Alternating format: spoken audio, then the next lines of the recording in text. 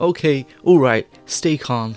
The Tab A8 has been released and this is the next iteration of the Tab A7 which was released last year. Let's see what has improved from the Tab A7 and see if you should get it. The back of the tablet has changed quite a bit from last year's version. It looks more up to date and modern, if that makes sense, along with a circular camera housing instead of the square one from last year. The camera bump is on the smaller side, I guess, and it doesn't wobble much on a table. The colour I've got is the graphite colour. The other colours are silver and pink gold, which is currently not in stock. On the left side of the tablet there are 2 speakers and a mic.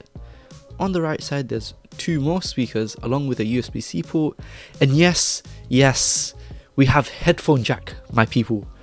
We have a headphone jack.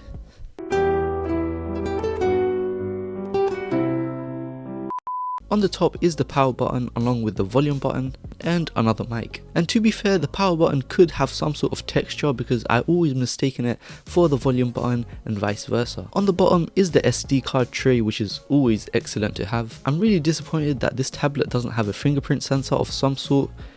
Any productivity device, or heck, any device in 2022 should come with a fingerprint sensor, even if it's slow or fast. I just want one. It does have face unlock, but you can't use face unlock for security apps such as banking apps or password management apps. And if you want face unlock to work, you have to point it directly towards your face, which is not something I'm used to. And face unlock works, I would say, about 75% of the time. The other times it doesn't even recognize your face. Another surprising fact is that the face unlock cannot be fooled with a photo of me, which is good to know that it's at least somewhat secure. It does look to have a metal back, but bear in mind if you've got sweaty hands or moisturized hands, it can smudge the back quite easily, which gets really annoying. The weight is 508 grams. I would say that the Tab A8 is more on the slim, symmetrical thickness side, which is nice to see. And there is no vibration motor on the Tab A8. The front of the tablet hasn't changed much since last year. It looks very similar. The display is a 10.5 inch 1200 by 1920 resolution with 216 ppi. It has an aspect ratio of 16 by 10, and I think the display size is perfect balance between not too small but not too big either. It has a TFT display, which is highly controversial and is kind of highly sus, you know. It's almost as if we've got an imposter amongst ourselves. TFT display on a Samsung device. Shake my head, my head. I mean, it's fine for day-to-day usage, but when you come from an IPS or OLED displays, you can really tell the drastic difference. The colors are not really that vivid as you'd expect from a Samsung device.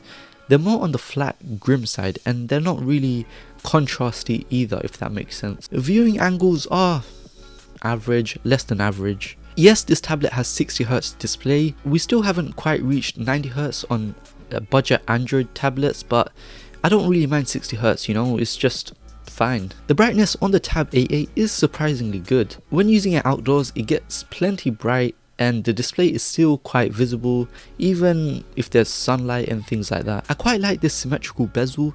I think the bezel size is just about ideal. It's thin but thick enough to have something to hold on to.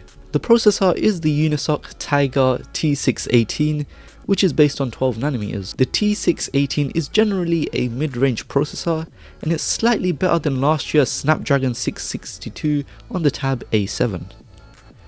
It's decent for your daily usage, apps open relatively fast. On Geekbench 5, the single score is 362, which is slightly up from the Tab A7, but the multi-score is 1173, which is down from the Tab A7.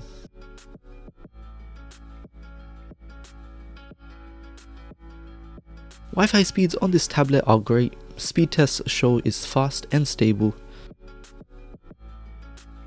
The model I've got is the Wi-Fi only model, but there is an LTE version available if you'd like to get that instead. As for the GPU, this packs in the Mali G52. You wouldn't be wanting to play heavy games on this tablet. On PUBG it does say you can get up to 40 FPS, but in reality the gameplay isn't very smooth. In close combat you'll notice frame drops and inconsistent gameplay. You can still play less demanding games such as Asphalt 9, which isn't too shabby. although it doesn't go up to 40 FPS like PUBG, it still has consistent frame rate with not much frame drops at all. And bear in mind, this is the graphics on high quality, which is the highest possible on the game. Although it's a tablet and people won't buy it for the camera, I'll still mention it. The camera configuration on the Tab A8 is a simple 8 megapixel camera. It's certainly not the best in class. You wouldn't be wanting to use the camera indoors as it has a lot of noise and not much detail at all. It's just fuzzy images, they look like they're from 2008. Along with the image quality, the video quality is unspeakable too when using it indoors. Using it indoors is average. The dynamic range is what you'd expect at this price. Same with the selfie camera. If you use it indoors, the image quality is meh. But if you use it outdoors, however, it's not too bad. Same with the back camera. Although the dynamic range isn't the best, when using it outdoors, it's not too bad. It's not the end of the world. This is the back camera of the Tab A8. All I'm going to show for now is my Crocs, nothing else, and a drain and concrete. And I'm going to flip it around. And this is what the front looks like. So if you're going to use Skype, Microsoft Teams or Zoom, this is pretty much what the quality would look like. It's not too bad. If there's too much detail, then there's too much detail, especially on Zoom or things like that. So you wouldn't want too much detail. But this is pretty much what it looks like. The Tab A8 has 4 speakers, just like the Tab A7. It sounds really immersive when watching content, and when I tell you these quad speakers are loud, I mean they're extremely loud. A downside to these speakers, however, is that they've got pretty much no bass at all. So when listening to audio based content, it feels half unsatisfactory. But hey, you can't have everything in life. There is Dolby Atmos support, and what would have been nice to have is an inbuilt equalizer, which is what you get with other Samsung devices, but not this one.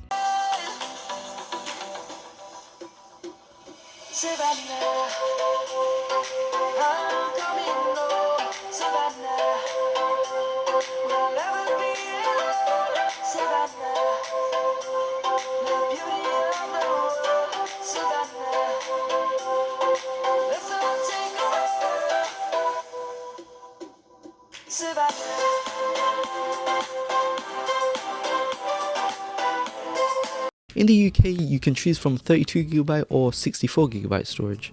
I really wouldn't recommend 32GB as it can quickly fill up. For some odd reason, my tablet was showing like it was 98% full, and most of it was coming from the other category.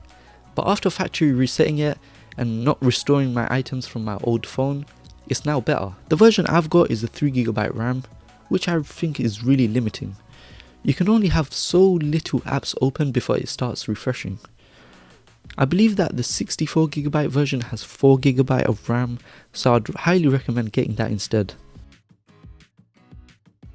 You'll find a 7040 mAh battery packed in the Tab A8. When I unboxed this tablet, I had a feeling that this would have amazing battery life.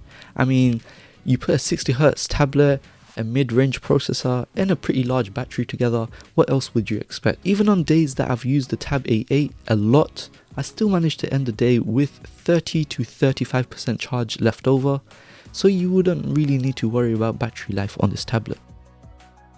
I really don't want to talk about it as it's really painful to experience, but the charger that comes equipped in the tablet with the tablet is really punishing. They supplied a 7.8 watt charger in the box. Do you know how much of a torture it is to charge the Tab A8? It took me 2 hours to reach 46%. It took me more than 4 hours and 50 minutes of charging to reach 100%. I don't know what the research and development team are smoking over at Samsung, but I want some of it. The Tab A8 does support 15 watt charging, assuming you've got a Samsung 15 watt fast charger, but even then it will be still more painful than watching paint dry. There is this neat battery health feature, however, called Battery Protect. It caps the maximum charge capacity to 85%, but it will display 100% when fully charged for your pleasure. The Tab A8 comes shipped with One UI Core 3.1 based on Android 11. It would have been cool to see Android 12 from the factory, but meh. You still get One UI features like Edge Panel, some good lock modules, not all, but some. If you're wondering if this has Samsung DeX, no it does not. Under the labs option, under advanced features, there are some pretty cool experimental features. So the first one is not all apps support multi-window, but by enabling this feature, you can force all apps to support it even if they may be incompatible.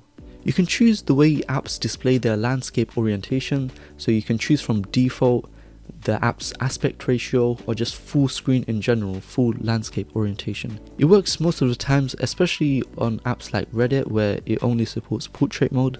Another feature is that you can pin your favorite apps. It's like that feature from the Galaxy Z Fold. It's basically Edge Panel, but it permanently stays on the right side of the screen so you can launch apps instantly. This tablet supports the continue apps on other devices feature, which is what I like about the Samsung ecosystem. So you could say you have Bing.com open on your tablet and you want to switch to your Samsung phone. What you need to do is go onto the recent app menu, and at the bottom you'll see the prompt from your tablet. If you click on that, you'll get the same tab which you were using on the Tab A8. There are a lot of pre-installed Microsoft apps which I'm not a fan of. You can't even uninstall the apps, you can only disable them. The performance on the tablet is a bit questionable. It seems like Samsung really haven't optimized the animation. When swiping up to go home or opening apps or just pulling down the notification to see notifications, there's occasional frame drops and delays. So when you swipe up to go home, there's like a less than half a second delay. When you restart the tablet, however, the performance becomes excellent, but it goes back to being sluggish within an hour. So Samsung poorly optimized this tablet. Another obviously glaring issue is that Android app optimization. Google's very own apps are unoptimized and buggy on Android when compared to iOS. For instance, the Chrome Remote Desktop app has a bug for many months where you press the backspace button on the keyboard but it doesn't work. You have to press the backspace button like 30 times for it to actually work. So it's your decision if you want to commit to the Android tablet app optimization. The Widevine DRM level is level 1, at least in the UK with the January update. On Netflix, the maximum resolution you can get is Full HD and it doesn't have HDR capabilities. Samsung doesn't exactly have a update policy for the Tab A8. They do however mention that every Tab device from 2019 and onwards will get 4 years of security updates.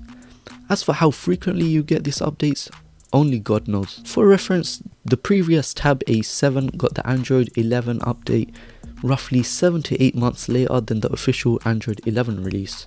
So take that data as you will. One last thing I'd like to mention is that I think it's hilarious how Samsung deceives the customer on the official website. On the official website it says 128GB storage, but the maximum you can buy in the UK is 64. It also mentions 15W fast charging, but in the box you only get a measly 7.watt charger.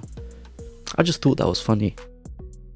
The 32GB variant of the Tab A8 starts at £220 and the 64GB version costs £250. These prices are kind of entry to mid-range prices. It's a great tablet for daily uses such as streaming content, note-taking, browsing and playing lightweight games like Asphalt 9, Candy Crush, but if that's what you're into, then perhaps you should get it. Anyways, if you got any questions about this tablet, then let me know down in the comments below. If you enjoyed this video, then consider pressing that like button gently. If you enjoy my tech content that I upload, then also consider subscribing. Anyways, that's all for today. See you in the next video.